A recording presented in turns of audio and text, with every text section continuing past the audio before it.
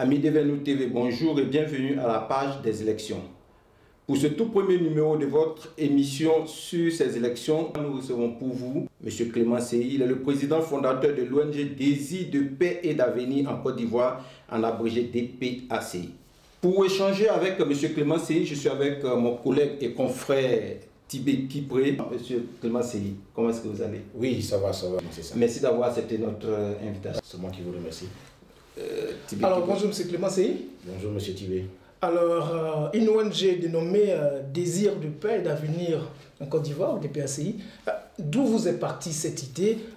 Pourquoi l'ONG DPACI et l'objectif c'est quoi? Alors, merci bien pour la question. Désir de paix et d'avenir en Côte d'Ivoire est une ONG qui existe depuis octobre 2011 au bord de la Seine ici à Paris. Elle a été constituée par certains Ivoiriens. Nous sommes partis de quelques constats que nous avons faits, c'est-à-dire que pendant toutes nos élections, depuis 1990, date à laquelle nous avons acquis nous sommes devenus pays multipartistes. Alors, il y a toujours des morts pendant nos élections. Et deuxième constat, nous avons constaté que tous nos présidents ont eu tous des mandats boycottés. Et ils sont tous sortis par la petite porte. Troisième constat, c'est que tous nos présidents n'ont jamais, à la tête de l'État, n'ont jamais fait de passation de charge. Et donc, tous ces constats nous ont amenés à réfléchir, à savoir qu'est-ce qui se passe. Alors, on a essayé de fouiller un peu dans les élections pour voir qu'est-ce qui n'allait pas. Et on a été très surpris de constater que les Ivoiriens, depuis 1990 jusqu'à nos jours, n'ont jamais dépassé le chiffre de 3 millions d'électeurs. Pendant ce temps, la population est galopante. Et on a l'impression que lorsque le monde s'arrête, lorsqu'on a 17 ans, c'est-à-dire on n'atteint jamais les 18 ans, pour dire que voilà, on ne progresse pas. Donc c'est voilà les idées qui nous ont amenés à créer cette ONG. Notre objectif, c'est de sensibiliser les Ivoiriens à participer de façon massive aux élections. Et depuis quand est-ce que vous êtes engagé dans ce combat, si je peux l'appeler? Alors, comme je l'ai dit, octobre 2011, mais bon, nous étions en création, mais on est vraiment rentré sur le terrain en Côte d'Ivoire et à travailler à partir de 2016. Voilà, 2016. Après les élections de 2010 et de 2016. Exactement. Mais je tiens à vous préciser que nous avons quand même fait des activités avant. Hein. Nous avions notre première interview, elle date de mars 2012. Et à cette période-là, je vous dis, alors on venait à peine de sortir de cette crise post-électorale. Rares sont ceux qui pouvaient parler de paix, de réconciliation. Mais Désir de paix et d'avenir était parmi les premières personnes à faire des interviews et à parler de paix et de réconciliation. Mais quelles sont vos actions concrètement? Alors, oui, effectivement, nous militons dans la sensibilisation. Nous agissons en amont des élections. Et donc, en matière de sensibilisation, nous avons fait beaucoup de conférences à Abidjan, ici on en a fait, mais à Abidjan aussi on en a fait des conférences, on a fait des colloques. On a participé à un colloque qui a regroupé d'ailleurs 16 pays africains, dont le thème était les élections en Afrique. Et nous avons eu droit à la parole. Voilà. À ce jour, il y avait même le professeur Francis Vaudier qui était parrain de cette manifestation. Voilà. Au-delà de ça, on a fait aussi des apparitions sur les journaux. On a fait la une de plusieurs journaux en Côte d'Ivoire, on a fait des plateaux de télé, on a fait le journal de 20 h de la RTI. Donc, en tout cas, nous sommes en pleine sensibilisation. De vos sensibilisations, qu'est-ce que vous retenez? Vous retenez quoi? Est-ce qu'il y a une progression, il y a un changement? Bon, vous savez, aujourd'hui, quand j'appelle au pays, quand je discute avec les gens, je vous assure que les gens sont très motivés à aller voter. Contrairement aux années passées, en 2015, où personne ne s'intéressait, je pense que les Ivoiriens ont compris le message. Vous estimez que... Est-ce que vous croyez que c'est vos conférences de presse? DPA, il y a pour quelque chose? Oui, pourquoi pas, puisque à travers nos pages sur les réseaux sociaux, les gens nous contactent, les inbox sont remplis. Voilà, quand on poste des vidéos, ça fait plus de 20 000 vues, ça fait plus de 30 000 vues. Bon, on s'est dit que les gens, ils suivent. Si aujourd'hui nous arrivons, hein, on arrive aux élections, on approche les élections et que les Ivoiriens, la jeunesse, les femmes, tout le monde se motive pour effectivement aller voter, je crois que voilà, nous pouvons dire que notre message est aussi entendu, même s'il y a d'autres facteurs, mais nous pouvons dire que nous y sommes aussi pour quelque chose. Bon, mais vous dites avoir fait le constat, avoir fait des remarques, avoir étudié même. Qu'est-ce qui explique que les Ivoiriens ne s'intéressent pas trop à la chose électorale? Alors, À votre avis? Oui. Déjà, pour être objectif, je vais vous dire que les Ivoiriens n'ont pas ça dans leur nature.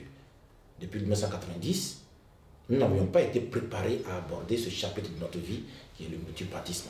Et donc, les élections, ça ne fait pas partie de nos habitudes. C'est pourquoi les Ivoiriens ne votent pas. C'est un peu luxueux pour nous? On ne connaît pas, puisque avant c'était parti unique, c'est au Faux-Boigny, donc voilà, ça ne votait pas trop, on ne s'intéressait pas trop. Mais depuis qu'on est devenu petit pays multipartisme, nos aînés politiciens devaient nous enseigner cette culture électorale. On ne l'a pas, c'est parce qu'on n'a pas cette culture-là. Vous voyez que effectivement tout ceci, ça se passe comme ça. Vous comprenez? Et aussi, je peux ajouter l'éducation qu'on nous a donnée. Parce qu'à partir de 1995, les Ivoiriens ont commencé à boycotter tout ce qui n'est pas bien. Quand on n'est pas d'accord, tu boycottes. Et donc ça aussi, c'est devenu une habitude pour les Ivoiriens. Mais est-ce que ce n'est pas un moyen démocratique aussi de s'exprimer? Non, je ne dis pas le contraire. Je ne dis pas le contraire, mais dans les... Donc c'est un manque d'éducation. Écoutez... C'est un droit, le boycott. Le boycott, je suis d'accord. Mais vous savez, alors, dans les grandes démocraties de nos jours, au XXIe siècle, on ne boycotte plus les élections. Tu peux aller, tu peux faire des bulletins blancs. C'est aussi un boycott, mais civilisé. Tu peux faire des votes blancs. Ah, tu vas aux élections. Tu peux aller faire aussi de l'abstention. C'est pas mauvais, mais boycotter par exemple une inscription sur la liste électorale. On a finalement l'impression qu'il y a 6 millions d'Ivoiriens inscrits en Côte d'Ivoire sur la liste électorale et que bon, c'est 3 millions 500 qui votent. Et donc, le taux de participation, il est à 50, il est au-delà de 50%. Cependant, quand on voit dans la réalité, mais le taux de participation atteint à peine 15%. Parce que les Ivoiriens, en âge de voter, mais ils dépassent les 11 millions. Ils avoisinent même les 15 millions, on peut dire. Mais vu qu'on boycotte l'inscription sur la liste électorale, alors on ne peut pas démontrer qu'effectivement les Ivoiriens ne votent pas. Puisque quand on voit le nombre d'enrôlés, le nombre d'inscrits sur la liste électorale et le nombre de votants, on se dit que le taux de participation c'est 50%, donc ça va. Alors que ça ne va pas. Nous allons passer à l'actualité nationale et tout de suite j'ai envie de savoir quel est le regard de votre organisation sur le processus électoral en cours en ce moment en Côte d'Ivoire. Bon, nous pensons que le processus il est lancé. Il est lancé, c'est vrai, il y avait un problème sur la pièce d'identité, mais aujourd'hui ce problème, je pense, il est je peux dire qu'il est un peu réglé. Il est un peu réglé en ce sens que la pièce d'identité n'est plus forcément un préalable pour aller se faire inscrire sur une liste électorale. Aujourd'hui, l'État de Côte d'Ivoire a décidé de se faire inscrire sur la liste électorale avec le simple certificat de nationalité, qui ne coûte d'ailleurs que 500 francs. Auparavant, il coûtait 3500, maintenant il coûte 500 francs, spécialement pour les élections. Pour ces élections, pour pouvoir s'inscrire sur la liste électorale. Et donc, ils ont quand même allégé. Et donc, mais la pièce d'identité, chacun peut aller faire sa pièce d'identité sans problème. La pièce d'identité, ce n'est pas forcément un élément d'élection. En fait, c'est ce que les politiciens nous ont toujours fait croire. Ils ont toujours confondu l'établissement de la pièce d'identité aux élections. Mais là, ce n'est pas un préalable. Avec le certificat de nationalité, vous pouvez aller vous inscrire. Et puis, le certificat de nationalité, il s'est fait toujours au tribunal, mais ils ont encore décentralisé. Donc, ça s'est fait maintenant dans les sous-préfectures. Vous allez dans les sous-préfectures, vous pouvez facilement faire votre certificat de nationalité à 500 francs et aller vous inscrire sur la liste électorale. C'est important. C'est important. Et donc, je pense que nous pensons que le processus, il est lancé. Aujourd'hui, il y a plus de 10 000 bureaux d'inscription, de centres d'enrôlement à travers toute la Côte d'Ivoire.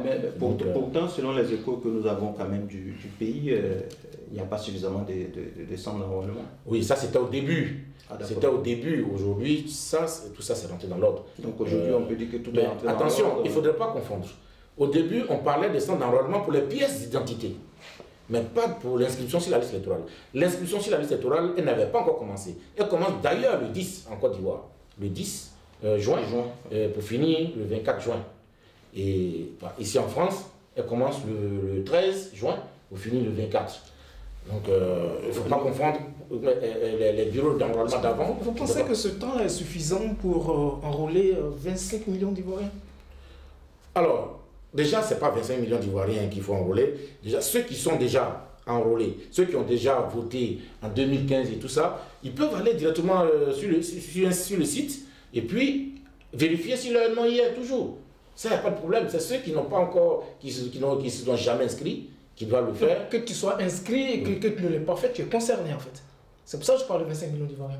Oui. Tout le monde est concerné. Non, je veux dire, si vous avez déjà voté en 2015, si vous êtes déjà inscrit avant, vous avez une carte d'électeur, ben, vous n'avez pas besoin de bouger. Vous restez chez vous à la maison, vous allez sur le site internet, vous vérifiez si votre nom y est. Si elle n'y est pas, c'est là où vous allez faire une réclamation à partir du 10 ou bien du 13 si vous êtes en Europe. Et en France. Lorsque votre nom y est, vous avez la possibilité de changer votre bureau de vote par exemple. Ben là, vous allez dans les centres pour pouvoir vous informer, pour voir dans quelle mesure, si vous étiez enregistré avant à Gagnoa et que maintenant vous êtes à Mans, si on peut vous transférer. Voilà, ça c'est, vous allez directement. Mais si vous êtes toujours à Gagnoa, vous n'avez pas besoin de bouger, il n'y a pas de souci. Maintenant, s'il y en a beaucoup, mais je pense que 10 000 bureaux, 10 000 centres un peu partout. Moi, chez moi, par exemple, dans la sous-préfecture de Toutodrou, il y a une équipe et ils font même les villages. Ils vont de village en village pour inscrire les gens. C'est une très bonne nouvelle pour nos parents. Et nous parlons d'actualité. L'actualité, c'est aussi la CEI quand même. Ben oui, bien sûr.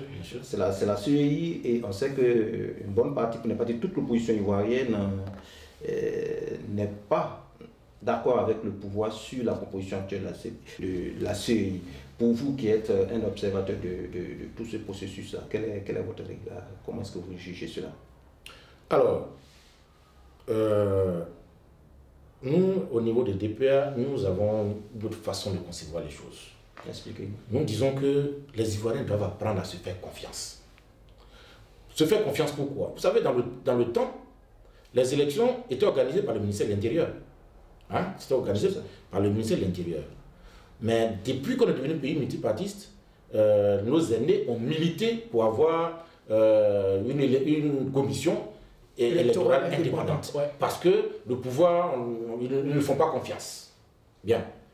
Donc, depuis 2000, on a cette expérience de commission électorale indépendante, mais qui ne nous a jamais porté fruit. Ça ne nous a jamais porté satisfaction. Pourquoi? Parce qu'on pensait peut-être que c'était un extraterrestre qui allait venir diriger cette commission. Mais non. C'est le même Ivoirien qui va toujours diriger cette même commission. Mais dites-moi, c'est quel Ivoirien qui va venir à la tête de cette commission et qui va faire l'unanimité? Il n'y en a pas. On a décrié la CEI au temps de Youssouf Bakayoko. Bon, Youssouf Bakayoko est parti avec toute son équipe. Celle qui est là, c'est une toute nouvelle équipe qui n'a jamais organisé d'élection. On doute d'elle encore. Vous comprenez? C'est pourquoi je dis, apprenons à nous faire confiance. Si on ne se fait pas confiance, mais qui viendra? Personne ne viendra d'ailleurs pour nous diriger. Et quelle est la solution? Mais il n'y a pas de solution. Il faut qu'on se fasse confiance. Cette CEI, accordons-lui le bénéfice du doute. Tout simplement. Tout simplement. Il y a eu des rencontres au niveau de l'État, au niveau du gouvernement, il y a eu des rencontres. Alors, ils se sont organisés, ils ont monté, comment on appelle ça? Ils ont monté une équipe. Oui. Hein? Voilà, ils ont fait l'élection, il a été élu, oui. Tout ça. Il a été élu. Hein? Lui-même, quand il est venu la dernière fois, il a dit que sur les 15, il a eu 9 voix. Et voilà, contre 5, je crois, 5 ou 6. 5.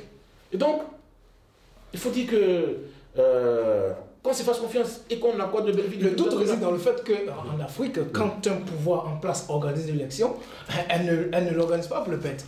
Eh bien, justement, c'est pourquoi je dis il faut qu'on se fasse confiance. Au Sénégal, je vous donne l'exemple du Sénégal parce que j'aime bien cet exemple.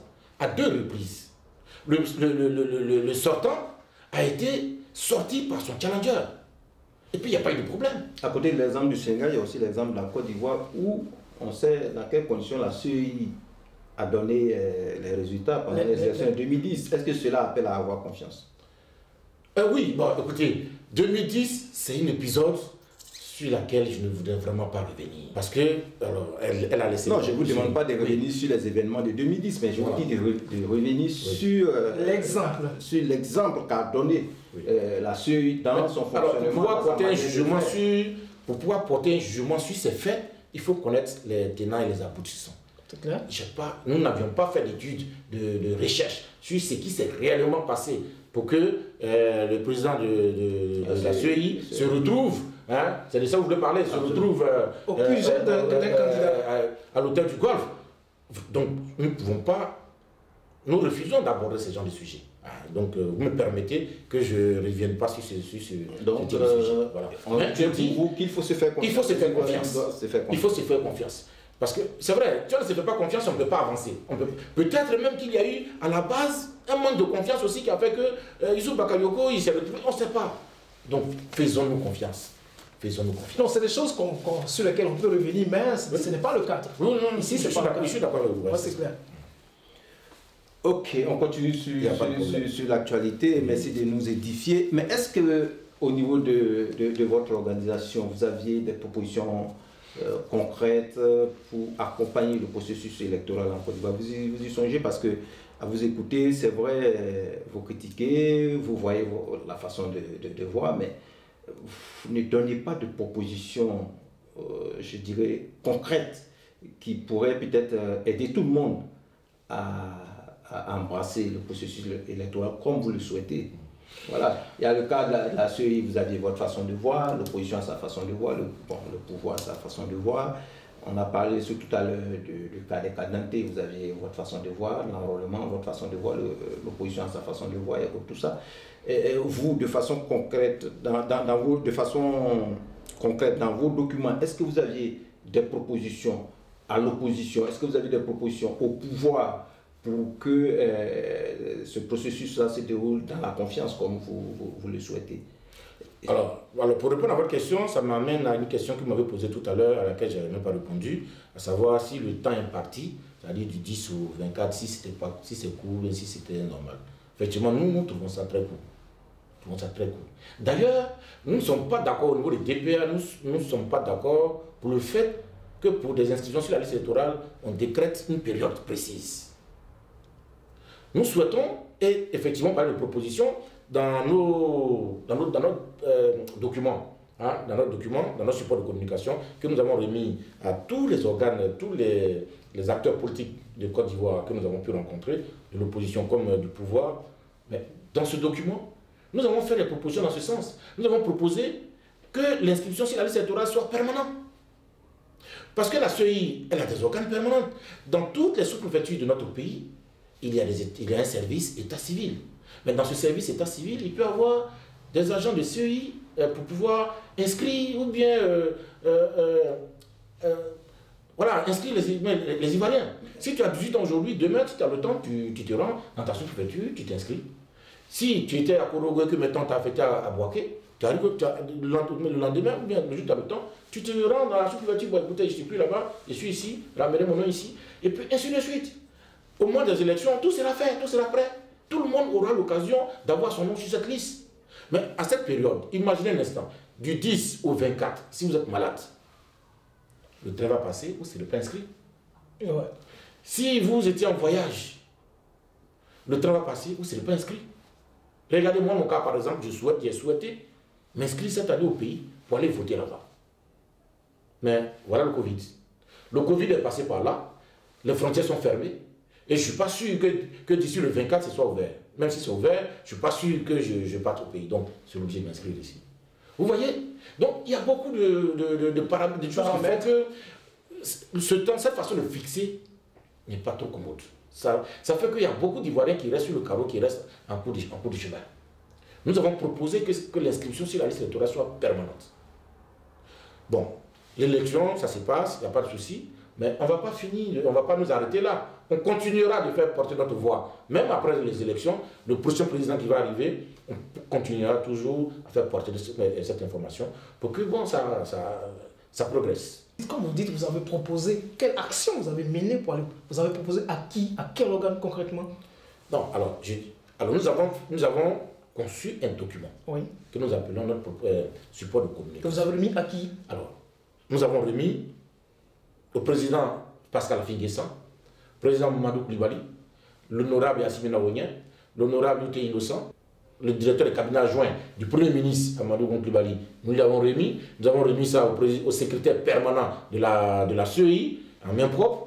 Nous l'avons, lorsque le président de la CEI était à Paris ici, le mois dernier, récemment, nous lui avons remis aussi ce document. Et donc ce document, il est au moins aux mains de beaucoup d'autorités politiques du Côte d'Ivoire. Mais en leur remettant, on explique aussi. Donc, d'une part, de toutes les façons, ils sont au courant. Ils ont ça, s'ils n'ont pas le temps de lire, mais au cours de nos entretiens, ceux qui nous ont reçus chez eux, ils ont pu comprendre qu'on a fait quand même ce genre de propositions. Voilà. D'accord. Parler d'élections... Et donc, excusez-moi, souvent je suis un peu surpris quand je vois que même l'opposition ne milite pas pour cette cause. Rendre l'inscription sur la liste électorale permanente. Je ne sais pas pourquoi personne ne milite pour ça. Personne. L'idée vient de vous. Oui, l'idée vient de vous, peut-être que... Oui, mais moi, je n'ai pas dit... Il faut davantage la partager. Oui, mais les personnes les plus autorisées, quand on parle du FPI, c'est son président. Oui, mais c'est le gouvernement qui prend la décision. Non, mais est-ce qu'ils eux-mêmes ils proposent? Mais ils ne se sentent même pas écoutés. Non, mais est-ce qu'ils proposent? Vous savez très bien qu'ils ont milité pour la carte d'identité gratuite, n'est-ce pas? Oui. Mais pourquoi ils n'ont pas milité pour que l'inscription sur la liste électorale soit gratuite, soit permanente? Maintenant que vous donnez l'idée, faites-en votre cheval. Voilà, c'est ce que j'ai dit il y a longtemps, on est dessus. Mais bon, on espère que ça va arriver. Ça va arriver. Ok, quand on parle d'élection, quand il y a candidat, évidemment, et aujourd'hui, on sait que les premières élections, c'est l'élection présidentielle qui a lieu dans 4-5 mois. Les potentiels candidats, si on peut les appeler comme ça, ceux qui ont exprimé leur volonté de se présenter, vous le savez, sont tous dans des difficultés politico-judiciaires et tout ça. Votre organisation regarde ce fait-là comment? Est-ce que c'est aussi ça la culture électorale? C'est aussi ça avoir la culture électorale? Parce que c'est vrai, la population doit avoir la culture électorale, mais il faut que nos dirigeants aussi aient la culture électorale. Vous croyez qu'ils ont la culture électorale? De toute façon, la culture électorale en Côte d'Ivoire, que ce soit dirigeants ou population, il y a un grand manque. Donc, ce n'est pas un débat. Il y a vraiment un grand manque. Maintenant, pour le problème que vous posez... Le cas des Sorogium. Oui, mais déjà, quand vous dites les potentiels candidats... C'est ceux qui ont exprimé leur volonté d'être candidats. Okay. C'est eux que j'appelle potentiels candidats. D'accord. Ils ont exprimé leur volonté d'être candidats. Ouais. Ils ont des problèmes avec le pouvoir. Ils vont les régler. C'est la justice qui règle. C'est la justice. Mais est-ce que vous croyez que tout ça ne contribue pas, je vais dire, à pourrir le milieu électoral en Côte d'Ivoire? Bon, ça dépend. Parce que vous œuvrez à l'assainissement de ce milieu électoral-là. Mais est-ce que ce ne sont pas des actions qui sont faites pour pourrir le milieu, pour pouvoir... Quelle action? Quand vous parlez par exemple de Soro, je crois, si ma mémoire est bonne, Soro est accusé de tentative de coup d'État. Oui. Il nous a fait Laurent Gbagbo est accusé de braquage de la BCEAO. J'arrive. Ne mélangez pas le cas Soro et le cas Gbagbo Laurent et deux Goudé. C'est pas pareil. D'accord. C'est pas du tout pareil. Allons-y. Voilà. Soro, il a été accusé. On nous a montré une bande sonore où il y a des paroles qui sortaient. L'État a jugé de le faire entendre, de l'inviter au tribunal pour qu'il s'explique. Bon. DPA, de quel droit on peut aller dire non, l'État, ce que vous faites, c'est pas normal, mais s'il a parlé de tout ce qui s'est dit dans cette cassette, vous devez laisser parce qu'on va à la paix. Non. C'est un pays qui est dirigé. Il y a un État, il y a un pouvoir. Vous aviez invité tous les acteurs politiques en Côte d'Ivoire, les Ivoiriens de façon générale, mais particulièrement les acteurs politiques en Côte d'Ivoire, de se faire confiance. La confiance, elle repose quand même sur... Alors, je vais vous poser une question. Ah, si aujourd'hui, vous prenez des armes, vous êtes deux, vous allez tout de suite à Abidjan, vous allez à la présidence, et puis on vous attrape avec vos armes. Vous souhaitez que DPA dise, non, comme on va aller à la paix, ceux-là ils voulaient vous tuer, mais c'est pas grave, laissez-les. Non, le contexte est différent. Non, j'arrive. Donc c'est pour vous dire, lorsque la justice est saisie de quelque chose, ils parlent de tentative de coup d'État. À cet instant T, nous on n'a pas à intervenir. C'est pas possible. Vous n'êtes plus qualifié. Non, on n'est plus. Ça dépend de notre entendement. C'est le tribunal, c'est la justice qui va effectivement élucider ça. Le jour où le président Soro ira à Abidjan et répondra de ses actes et qu'il a quitté, il a quitté. S'il n'a pas quitté, il n'a pas quitté. Mais ça, c'est vraiment pas de notre ressort.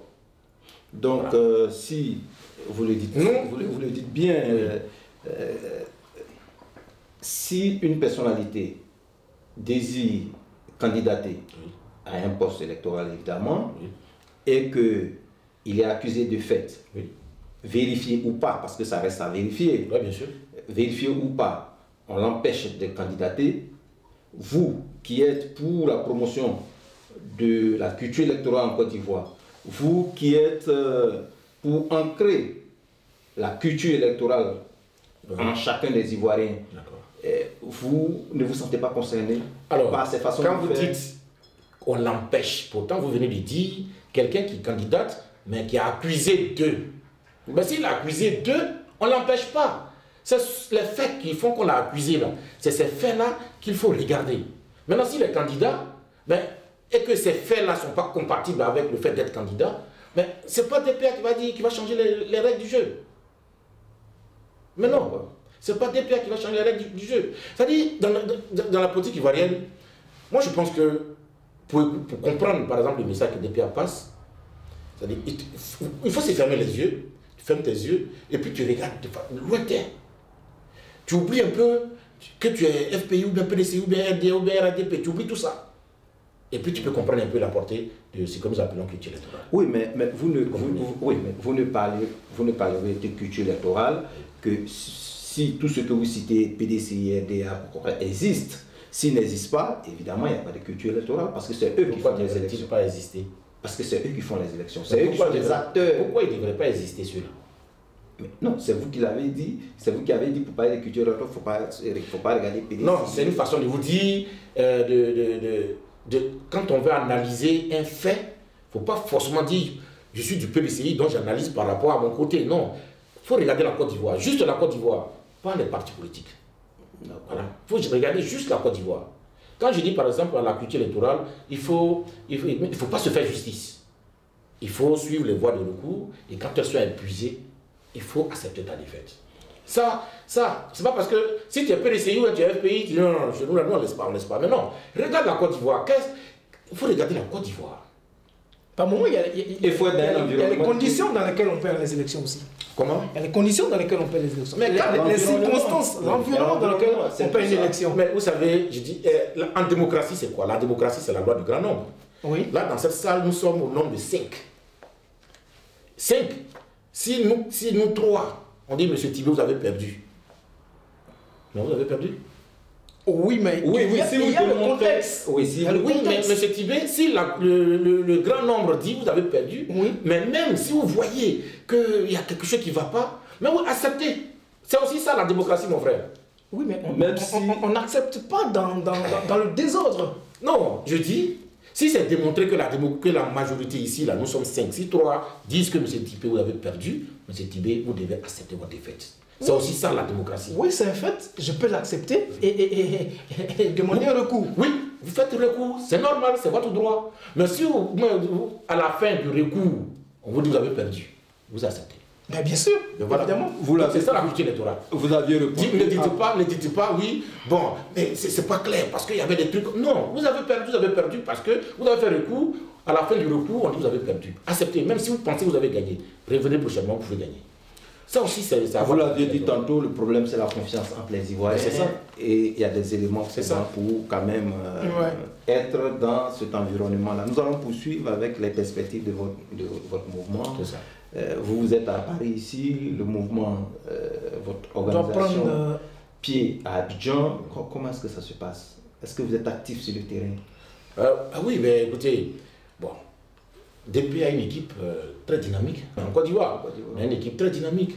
Et on pose des actes là-bas même. Par exemple, pendant le Covid. Qu'est-ce que vous avez fait exactement? J'allais en venir. Oui. Pendant le Covid, oui. Vous militez pour la culture électorale, parce que la culture, elle concerne les populations. Oui. Et les populations en Côte d'Ivoire étaient très vulnérables par rapport au Covid. Qu'est-ce que vous avez fait pour ces populations-là? Oui, mais pendant cette période de pandémie, mais DPA a posé des actes. DPA a organisé la remise des kits sanitaires dans la sous-préfecture de Totodrou, une sous-préfecture qui regorge 16 villages. Et les 16 villages ont été servis. Moi, je n'étais pas là-bas. C'est mon équipe sur place qui a organisé.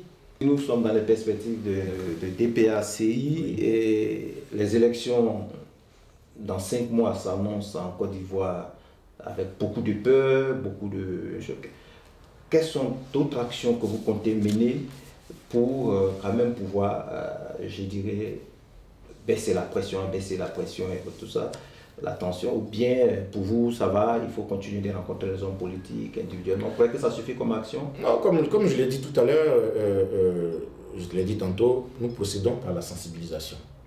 Dans la logique, dans notre programme, je devais être à Abidjan depuis. Mais le Covid est passé par là, je suis bloqué ici. Cependant, nous travaillons sur les réseaux sociaux. Si vous allez sur la page de DPA... Oui, mais la majorité des Ivoiriens... Effectivement. Nos parents dans les villages... Je suis d'accord avec vous. Pourtant, c'est eux que vous devez sensibiliser. Je suis d'accord. Vous savez, alors, c'est pourquoi justement DPA a prévu d'organiser une caravane.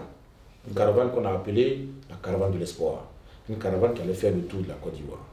Vous comprenez? Vous savez... C'est quoi le contenu?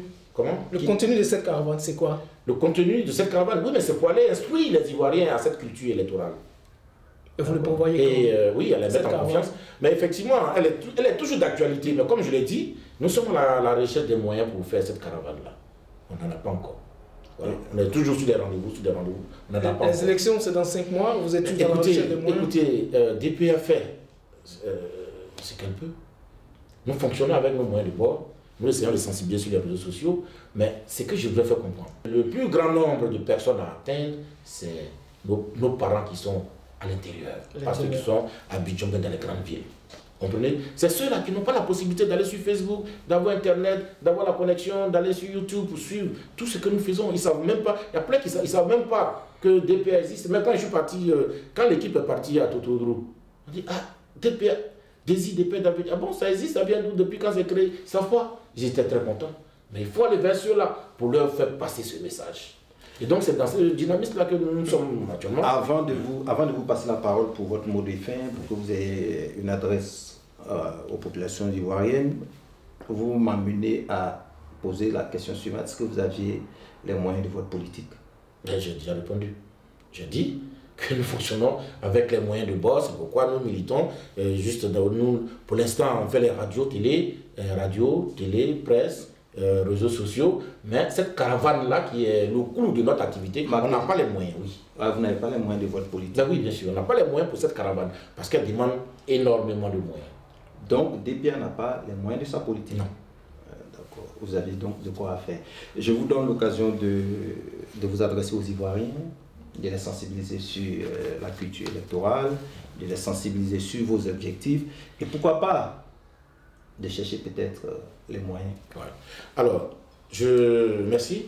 Je voudrais dire aux Ivoiriens ce que c'est que la culture électorale.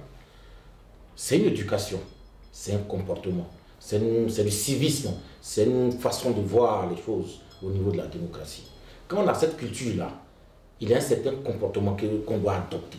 Quand on a cette culture-là, il y a une façon de voir. Quand on a cette culture-là, on a en nous le fait que l'inscription sur une liste électorale est un droit et qu'un vote est un devoir. Quand on a cette culture-là, on se dit quand on adhère à un parti politique, on y va à cause de ses valeurs, à cause de son idéologie, mais pas pour prôner, pour mettre quelqu'un en valeur.